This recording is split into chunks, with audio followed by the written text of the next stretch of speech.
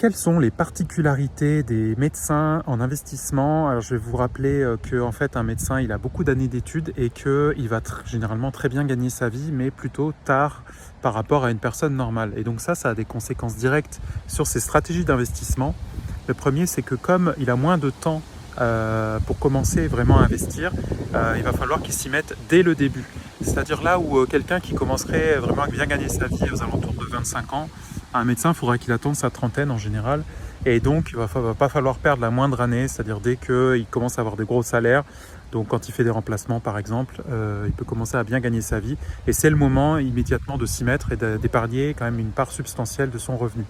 La deuxième chose, c'est que souvent les médecins travaillent beaucoup et donc ils n'ont pas le temps de se préoccuper de leur épargne. Alors je vois beaucoup de médecins qui du coup ne placent pas leur argent, c'est dommage, ils épargnent mais ils n'investissent pas. Et je vois aussi des médecins qui font beaucoup d'immobilier, donc ça leur prend un temps considérable, alors même qu'ils n'ont déjà pas beaucoup de temps à y consacrer.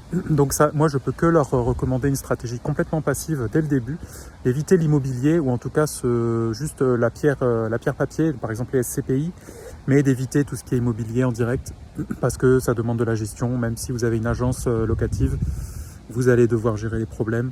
Voilà, donc ne pas perdre de temps. Dès la première année, investir de façon importante son revenu et éviter tout ce qui est immo.